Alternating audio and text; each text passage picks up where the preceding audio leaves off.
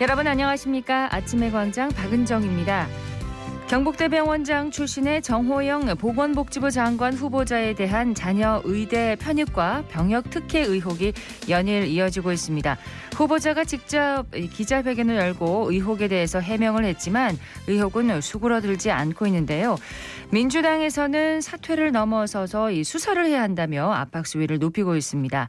정 후보자 논란에 대해서는 경북대학교 내에도 반응이 엇갈리고 있는데요. 무분별한 억측으로 사실을 왜곡해서는 안 된다는 쪽이 있는가 하면 또 의혹을 제대로 검증해야 한다는 그런 목소리도 나오고 있습니다. 국무총리와 장관 후보자에 대한 인사청문회 4월 말에서 5월 초에 잡힐 것으로 보이는데요. 사실에 근거한 진상규명이 제대로 이루어질지 그 전에 후보자 본인이 스스로 거취를 결단할지 귀추가 주목되고 있습니다. 4월 20일 수요일 아침의 광장, 먼저 이 시각 교통 상황과 날씨부터 듣겠습니다. 김현지 리포터. 네, 먼저 고속도로입니다. 중부내륙지선 창원 방향 달성 2터널에서 현풍분기점, 또 현풍분기점에서 내서분기점 부근에서 작업 이뤄지고 있습니다. 이 구간 특별한 정체는 보이지 않습니다. 반대 금호 방면은 서대구 4.5km 앞둔 지점 차간거리 바짝 당겨 이동 중이고요. 중앙고속도로 춘천 방면 다부터널 앞두고 차량 증가하면서 정체 보이고 있습니다.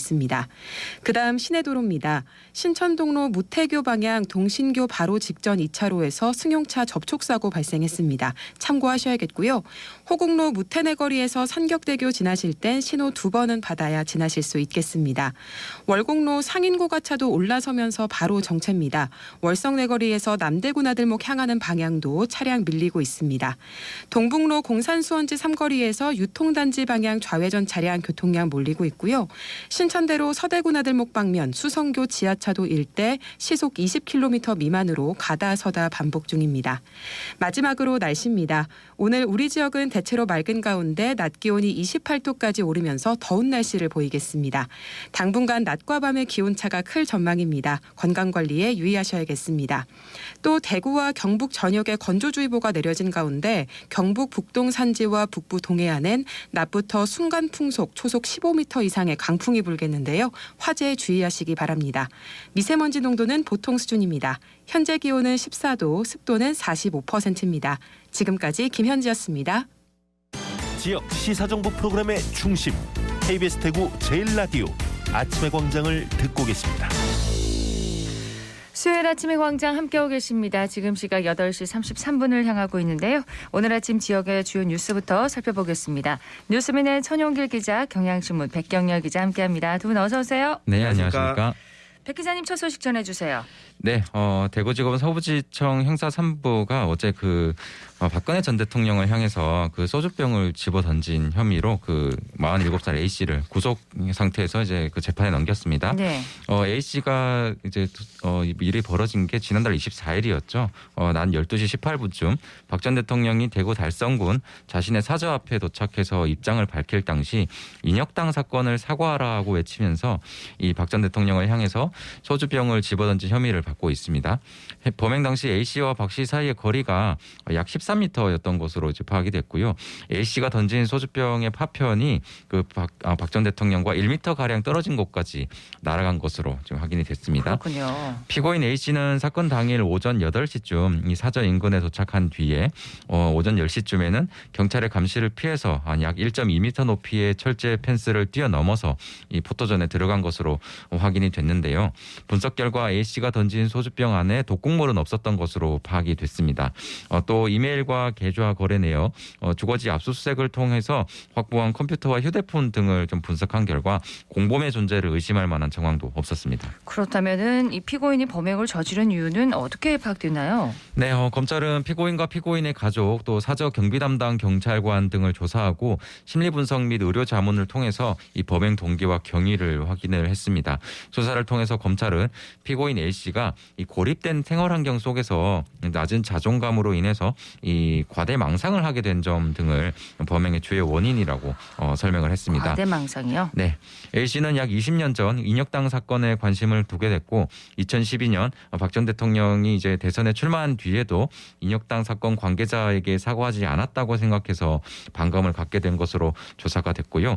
A 씨는 언론을 통해서 박 씨의 입주일자 또 대국민 담화 사실 등을 알게 됐고 박 씨에게 후보자에게 박 전 대통령에게 던질 소주병과 또 경호용 그 철제 펜스를 연결한 플라스틱 끈을 끊기 위해서 이 쇠톱과 커터칼 등도 준비한 것으로 파악이 됐습니다. 철저하게 준비를 했네요. 네. 예. 저 소식은 여기까지 듣고요. 두 번째 소식 하나 더 듣겠습니다. 네, 대구시 선거구 획정위원회가 기초의회의 중대선거구를 대폭 좀 늘리는 획정안을 준비 중인 것으로 확인이 됐습니다. 이 중대선거구제 도입 취지를 좀 살리겠다라고 하는 것으로 보이는데요. 잠정안을 보면 대구의 8개 기초의회 전체 의원 숫자가 5명 늘어납니다. 이 달성군과 수성구에서 2명이 늘고 북구와 동구도 1명씩 늘어납니다. 이 서구는 오히려 1명이 감소하는데요. 네. 이 중대선거구제 도입 시범 지역인 수성구 을지역을 보면 처음으로 5인 선거구가 한 곳 생기게 됩니다. 이 기초의원을 한 지역에서 5명까지 뽑는, 그러니까 뭐 1등부터 5등까지 기초의원 당선자가 될 수 있는 곳이거든요. 예.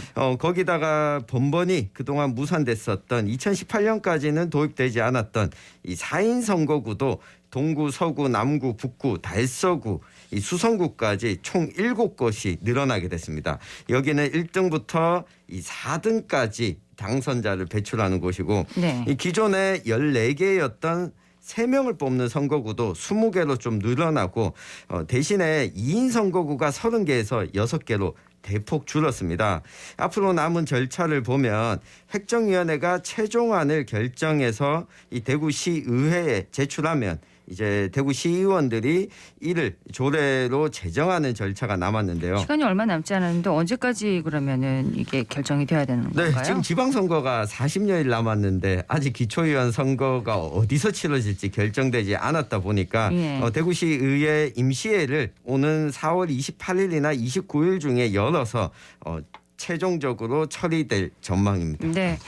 시의회가 이제 결정을 할지 네. 관심이 모아지네요. 네, 후보자들 입장에선 빨리 선거구가 정해져야 네. 유권자들에게 알릴 기회도 있으니까요. 네, 지역 소식은 여기까지 듣고요. 이슈 토크로 넘어가도록 하겠습니다. 자, 오늘 짚어볼 이슈는 뭔가요? 네, 오늘 4월 20일 장애인의 날입니다. 이 대구 지역 장애인 단체들이 지방선거 출마자들에게 장애인 정책과 공약 마련을 촉구하고 나섰는데 어떤 정책을 요구하는지 오늘 한번 살펴보겠습니다. 지역의 시민사회단체들이 요구하는 장애인 정책, 이 내용부터 좀 살펴볼까요? 네, 함께하는 장애인 부모회 또 장애인 지역 공동체 등 그 대구 지역에 있는 35개의 단체가 참여하는 그 4.20 장애인 차별 철폐 대구 투쟁연대가 지난 18일이었습니다. 대구시청 앞에서 기자회견을 열고요. 그 6일 지방선거에 이제 대구시장과 대구교육감 8개 구군 기초단체장에게 출마하는 그 모든 후보자에게 그 장애인 권리보장 종합정책 공약을 약속하라고 요구를 했던 겁니다. 네. 이들은 그 유엔 그 장애인 권리 협약과 각종 국내 인권법에 근거한 장애인의 지역사회 통합 또 최근 인권 증진에 관한 대중적 여론을 이번 대구 지방선거 요구안에 담았다고 설명을 했는데 내용을 보면 모두 8가지 주제에 38개의 정책이었습니다. 간략하게 좀 짚어드리면요. 일단 대구시장 후보에게는 장애인 탈시설 및 지역사회 주거지원 강화, 발달장애인과 중증장애인의 24시간 공공책임 돌봄, 또 여성장애인 권리보장 및 복지 강화, 또 장애 친화적인 지역사회 환경 조성을 요구를 했고요. 네. 대구 교육감 후보에게는 그 장애인 교육의 공공성 강화, 또 통합교육 환경 강화, 평생교육 지원 확대 등을 요구를 했습니다. 그리고 8개 구군의 이제 기초자치단체장 후보에게는 장애인 자립생활 지원 체계 강화, 발달 중증장애인 24시간 공공책임 돌봄 등을 좀 제안을 했습니다. 특히 최근 논란이 된 그 장애인 이동권과 관련해서는 모든 대구의 그 지방선거 후보들에게 지역 내 모든 버스를 그 장애인 휠체어 등이 이용하기 쉬운 저상버스로 도입하는 등 특별 교통수단의 확대를 촉구를 했습니다. 네. 지금은 뭐 일부 버스만 이렇게 그렇습니다. 저상버스로 운영하고 있으니까 불편함이 분명히 있을 겁니다. 자, 이 중에서 이제 발달장애인 24시간 그 공공책임 돌봄과 관련해서는 장애인 부모단체가 이제 별도 기자회견을 열고 관련 체계를 마련할 것을 또 요청을 했습니다. 네, 이 대구 지역 장애인 부모단체도 함께 좀 참여했는데요.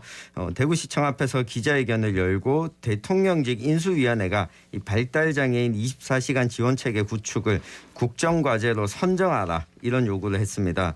또 어제 청와대 앞에서 이 결의대회를 열고 장애인 부모 1000여 명이 삭발식을 진행하기도 했는데요.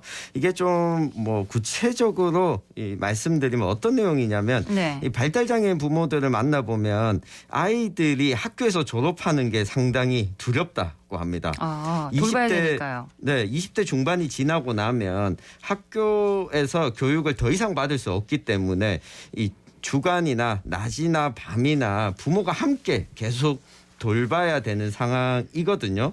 그러니까 지역 사회에서 좀 성인 발달장애인들도 함께 살아갈 수 있도록 좀 지원 체계를 마련해 달라라고 네. 하는 요구들을 하고 있습니다. 지금은 없다는 거잖아요. 지금은 아름아름 개인이 책임져야 되거든요. 복지관에 뭔가 배우러 간다든가 이게 특정하게 공공기관 시설에서 있는 것이 아니라 중간중간 부모의 역량에 따라서 달라질 수밖에 없다는 거죠. 예, 24시간 좀 공공 책임 돌봄을 좀 마련해달라. 그런 네. 정책을 마련해달라고 발달장애인 부모들이 이렇게 강력하게 외쳤는데 그 올해 지하철 시위로 또 장애인 이동권에 대한 관심도 높아졌습니다. 장애인들 목소리를 들어보면 이동권 보장과 함께 또 탈시설 예산 확보를 촉구하는 목소리가 높더라고요. 근데 그 탈시설에 대해서는 장애인 단체 안에서도 시선이 좀 엇갈린다면서요? 그렇습니다. 그 장애인이 거주 시설을 벗어나서 지역 사회 내에서 이제 자립하는 것을 의미하는 이른바 뭐 탈시설은 그 최근 전국 장애인 차별 철폐 연대가 관련 예산 확보를 촉구하면서 좀 논의가 속도를 좀 내고 있는 상황인데, 하지만 그 탈시설에 관해서 말씀하셨듯이 장애인 단체 모두가 좀 찬성하는 건 아닙니다. 현실 때문인데요. 그 장애인 가족들의 경우에는 이 탈시설 정책을 반대하는 곳도 있는데 이 탈시설 정책으로 오히려 갈 곳이 없어진다는 게 이유거든요. 이 산체 장애인의 경우에는 활동 지원사의 도움으로 이게 자립이 좀 가능할 수 있지만 발달 장애인의 경우에는 이게 시설을 나와서 사는 게 결코 쉬운 일이 아니라는 겁니다. 네. 설령 나온다고 해도 이 지역 사회의 시스템이나 서비스가 좀 제대로 구축되지 않기 때문에 오히려 그 상태가 나빠질 수도 있다고 장애인 부모들은 좀 우려하고 있습니다. 더구나 그 이 발달 장애인의 경우에는 본인의 의사를 정확히 좀 전달하는 게 쉽지 않기 때문에 또 시설에 거주하는 사람들 상당수가 이 무연고자라는 점도 그 탈시설을 반대하는 이유 중에 좀 하나로 꼽히고 있거든요. 네. 탈시설이 오히려 이러한 그 무연고자들을 방치하는 그런 격이 될 수 있다는 겁니다. 그러니까 이제 탈시설 자체를 반대하는 건 아니네요. 네, 그렇습니다. 이게 상시 의료와 행동적 지원 같이 보다 좀 세심한 서비스 지원이 있는 가운데서 이 탈시설 정책이 마련돼야 그렇죠. 이 장애인 부모들 입장에서는 이 부분이 우려를 해소할 수 있다는 건데요. 이 지금 현재 서비스들을 보면 장애인의 상황과 특성, 욕구를 전혀 좀 고려하지 못하고 있다. 이게 현재 탈시설의 현실이라는 지적인데요. 장애인마다 정도와 특성이 천차만별이라는 점을 고려해서 이 시스템 구축이 좀 필요하다는 겁니다. 네. 이 자신의 의사를 직접 피력하기 어려운 발달 장애인을 위해서 공공 후견인이나 성년 후견인 제도와 같이 이 장애인을 잘 이해할 수 있는 전문인이 결정권을 대변할 수 있는 이 방안도 추진해야 한다. 라고 강조하고 있는데요. 지난 4월 15일에 대구에서 이 탈시설 장애인들이 모여서 당사자 이 증언대회를 열었습니다. 네. 이 두 가지 이야기가 좀 눈에 띕니다. 이 평생 시설에서만 살아온 이들이 시설 밖에서 살아갈 수 있다는 엄두 자체를 내지 못하고 있었거든요.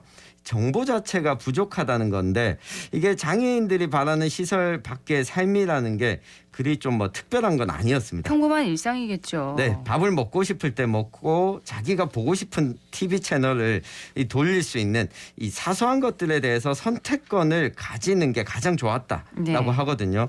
지금 대구시가 추진하고 있는 탈시설 2차 계획을 보면 이게 모든 장애인을 대상으로 탈시설을 하겠다가 아니라 탈시설 의사가 있는 장애인들에게 자기 선택권을 주겠다라고 하는 정책인데 이 비장애인이 일상으로 여기는 것에 대해서 이 당연한 요구다라는 네. 측면에서 좀 관심을 가지면 좋겠습니다. 예, 지자체 역할이 분명히 클 것 같습니다. 물론입니다. 하지만 그 지자체마다도 좀 장애인 정책의 편차가 좀 큰 게 현실인데요.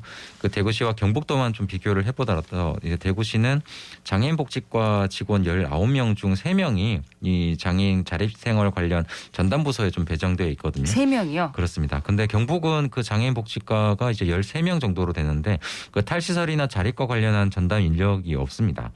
또 대구는 장애인 탈시설 관련해서 중장기 계획을 세우고 이를 좀 이행을 하고 있지만 경북은 이런 이제 중장기 계획이 아직 없는 현실이거든요.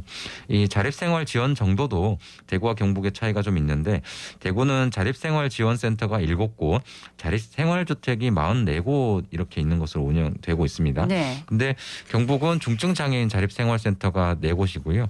자립생활 체험홈이 이제 4곳 이렇게 운영이 되고 있습니다. 아무래도 이제 경북이 지리적인 면에서 좀 넓고 인프라가 좀 부족하기 때문에 이 장애인 자립 지원에 어려움이 있는 것도 사실이긴 합니다만 그래도 주거 공간 확보 비용에 있어서는 이런 유리한 점도 좀 분명히 있긴 하거든요. 네. 이 부분을 잘 활용해서 정책을 고민해야 한다는 지적이 있습니다. 관심이 분명히 필요한 부분인 것 같습니다. 네. 대구시가 이제 장애인 정책에 있어서는 선도 지역으로 꼽히고 있는데 앞으로는 어떨지 이번 지방선거에 출마하는 후보들의 또 장애인 정책에 대한 생각, 입장도 참 궁금해지네요. 네, 대구 지역 시민사회 단체들은 모든 정당과 후보들에게 장애인 정책 공약 요구안을 보낼 예정입니다. 앞서 열렸던 탈시설 장애인 대회에도 후보자들을 초청을 했거든요. 네. 뭐 특징 중에 하나가 지금 국민의힘 경선 중인 대구시장 후보들 외에 나머지 대구시장 예비 후보들은 모두 참석을 했습니다. 참석을 했다고요? 네, 더불어민주당, 정의당, 기본소득당 대구시장 예비후보는 참석을 했는데 이 국민의힘 예비후보들은 아무도 참석을 하지 않았거든요. 이게 뭐 선거운동 때문에 바쁠 수는 있지만 앞으로 정책 요구안에 대해서 이 답변을 거부하거나 응답조차 하지 않을 경우에는 이 기자회견 등으로 이 공개적인 활동을 벌이면서 강력하게 이 정책을 요구할 예정이라고 합니다. 자, 일단 이 모든 것에 이제 귀결되는 것은 어쨌든 예산 문제인 것 같습니다. 정부와 지자체가 장애인 정책에 보다 많은 예산을 좀 배정할 수 있도록 국민과 지역민이 좀 관심을 가져야겠습니다. 그렇습니다. 결국 뭐 정권이 바뀌거나 뭐 선거철마다 주목받는 이슈 중에 이 부분이 좀 하나인데 사실 장애인 관련 정책이 후순위로 밀려나는 게 현실이어서 좀 안타까운데요. 네. 장애인 이동권 논란에서 뭐 최근 불러졌던 이런 논란에서 보듯이 어떤 이들에게는 이게 좀 기본적인 편의, 최소한의 편의, 또 생존의 문제까지도 될 수 있는 거거든요. 근데 이제 그 장애인과 비장애인의 어떤 그 공통된 배려, 이런 우리 사회가 그 정도는 성숙했다고 보여집니다. 예. 결국엔 모두가 장애인과 비장애인 모두가 하나의 인격체고 인간다운 삶을 살 수 있는 최소한의 부분부터 바꾸려는 뭐 좀 적극적인 노력이 필요하지 않을까 이런 생각이 들었습니다. 네, 이 문턱이 있는 입구가 있으면 장애인들 휠체어를 타고 아예 접근 자체를 못하게 됩니다. 네. 이거는 장애인의 문제가 아니라 문턱을 만든 사회를 좀 돌아봐야 되지 않을까 싶습니다. 네. 자, 장애인 권리 보장을 위한 종합정책 요구 대구 시민단체가 요구를 했는데 시민들도 좀 관심을 가져주셨으면 합니다. 뉴스민의 천영길 기자, 경향신문 백경열 기자였습니다. 고맙습니다. 네, 감사합니다. 고맙습니다.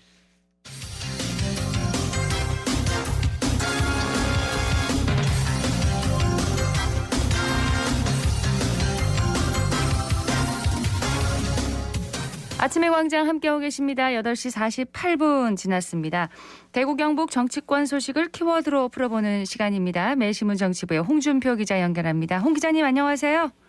네, 안녕하세요. 자, 오늘 첫 번째 키워드는 뭔가요? 네, 오늘 첫 소식은 썰전이라는 키워드로 준비를 했습니다. 무엇에 관한 썰전인가요? 네, 대구 8개 구군 기초단체장 자리를 둘러싸고 지역 정가의 썰전이 한창인데요. 현직 단체장의 교체 지수부터 시작해서 전략공천설 그리고 국민의당 배려설까지 갖가지 소문이 선거판을 뒤덮으면서 혼선이 가중되는 분위기입니다. 네. 근데 어떤 소문이 돌고 있는지 좀 들려주세요. 네, 지역 정치권에 따르면은 가장 핫한 소문은 역시 이제 현직 단체장의 컷오프에 관한 설왕설래인데요. 네. 이번 지방선거에서 대구 기초단체장 중 3선을 채우고 퇴임하는 것은 김문호 달성 군수 1명뿐입니다. 나머지는 모두 재선 3선 도전 의지를 밝혔습니다. 백광식 북구청장과 류한국 서구청장 그리고 이태훈 달서구청장이 각각 3선에 도전을 하고 류규하 중구청장과 조재구 남구청장, 백이철 동구청장, 김대곤 수성구청장은 재선에 나서는데요. 이들 모두 국민의힘 소속입니다. 네. 현직 프리미엄이 강하게 있다 보니까 아무래도 이제 당내 공천 경쟁자들과 그 지지층에서 컷오프설에 불을 붙이고 있는 것 아니냐라는 게 정치권 관계자의 전언입니다. 특히 이제 최근 국민의힘 대구시당 공천관리위원회가 현역 단체장 지지율이 해당 지역의 당 지지율 70%의 미치지 못할 경우 컷오프할 가능성을 시사하면서 소문이 증폭된 것으로 알려졌는데요. 예. 한 정치권 관계자는 살아남는 현역 구청장은 2명에서 4명밖에 안 된다는 식의 이야기가 한바탕 돌았다라고 전해졌습니다. 전략 공천설은 어떤 이야기인가요? 네, 일부 지역에서는 국민의힘의 전략 공천설이 나돌고 있는데요. 공천권을 쥐고 있는 지역구 국회의원이 특정 인사를 콕 집어 선택해서 경선 없이 공천할 수 있다. 뭐 이런 이야기입니다. 네. 실제로 이제 대구의 한 기초단체에서는 이미 공천은 결정됐다는 식의 이야기가 파다한 것으로 전해집니다. 해당 지역구 국회의원이 후보군 가운데 한 사람을 공천 대상으로 점 찍었다는 내정설이 이제 핵심인데요. 논란이 커지자 시민단체에서 국민의힘 대구시당에 진상을 규명하고 결과를 공개하라라고 촉구하기도 했습니다. 그렇군요. 최근 또 국민의힘이 국민의당과 합당 절차를 마무리했는데 국민의당 소속 출마자들에 대한 배려 이야기도 있다고 소개해 주셨잖아요. 네네네. 그 특별한 배려 차원에서 국민의당 출신 단수 추천이 이루어질 수도 있지 않겠느냐라는 설이 나오고 있는데요.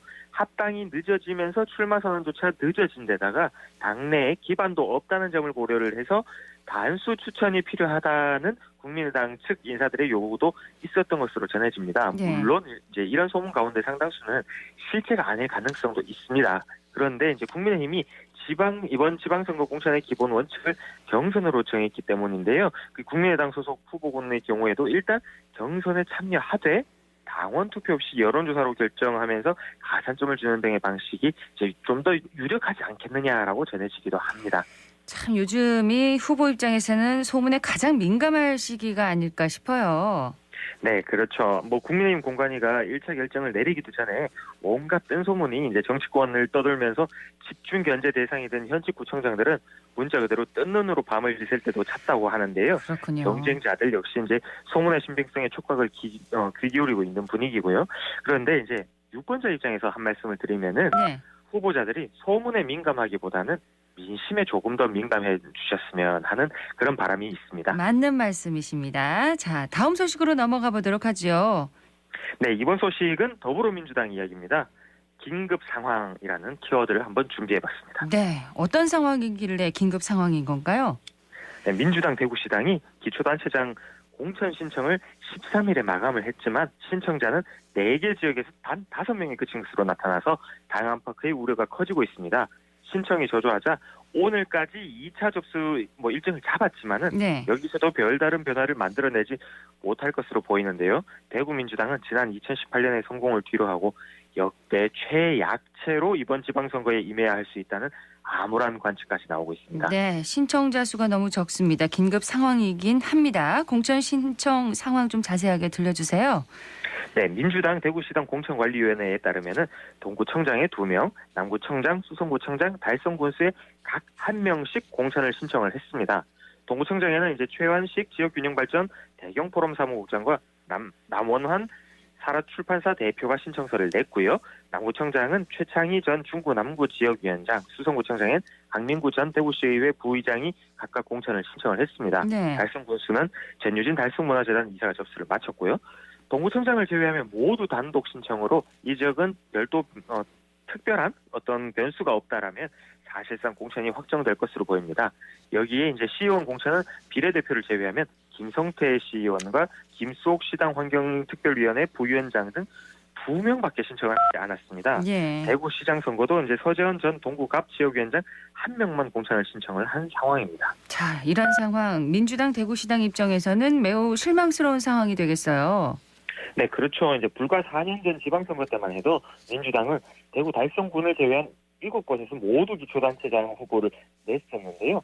비록 실제 기초단체장 당선자는 없었지만은 광역의원 5명과 기초의원 50명을 대구에서 당선시키는 고무적인 결과도 이뤄냈었잖아요. 네. 그러나 이번 선거에서는 이제 가뜩이나 당의 최험지인 대구에서 지난 대선 패배 여파까지 직격탄을 맞으면서 후보군으로 거론됐던 인사 상당수가 당선 가능성이 낮다고 판단해서 출마를 접고 그러면서 이제 예상보다 신청이 좀 저조했던 것으로 보입니다. 1위만 당선하는 소선거구제가 아니라 네. 2위나 3위를 해도 당선권에 들 수 있는 중선거구제를 적용하는 기초의원의 경우에는 모두 65명이 공천을 신청한 점이 이러한 해석을 뒷받침하는데요. 기초단체장 후보로 거론됐지만 공천을 신청하지 않은 한 민주당 쪽 인사는 원래부터 대구에서 민주당은 당선 가능성이 낮다는 점을 알고 출마를 하지만은 이번 선거는 민심 자체가 더욱 어렵다고 판단하는 이들이 많았다라면서 네. 이대로 라인업조차 다 꾸리지 못하고 선거에 나선다면 시민이 민주당에 더 마음을 닫을까 걱정이다라고 하소연을 하기도 했습니다. 그렇군요. 자, 예상보다 저조한 신청으로 이제 민주당 대구시당이 오늘까지 2차 공모에 나서기로 했다고 하는데 출마 후보군을 찾을 수 있을까요? 뭐 마감 결과를 봐야 알겠습니다만은 참 쉽진 않을 것 같습니다. 예. 몇 명 추가 신청한다는 이야기가 전해지기는 하는데요. 이게 이제 기초단체장이나 기초단체장이 아니라 광역의원 쪽이라고 하네요. 예. 오늘 소식은 여기까지 듣겠습니다. 고맙습니다. 네, 감사합니다. 지금까지 매일신문 정치부 홍준표 기자였습니다. 절기상 오늘이 고구입니다. 대구 경북 지역은 일교차가 크고 건조한 날씨를 보이겠는데요. 낮 기온은 23도에서 28도 분포로 어제보다 2도에서 7도가량 높아서 조금 덥겠습니다. 다만 내륙을 중심으로 낮과 밤의 기온차가 매우 크게 나겠습니다. 15도 이상으로 매우 크게 벌어지니까요. 아침 저녁으로 가벼운 겉옷 챙기시는 거 잊지 마시기 바랍니다.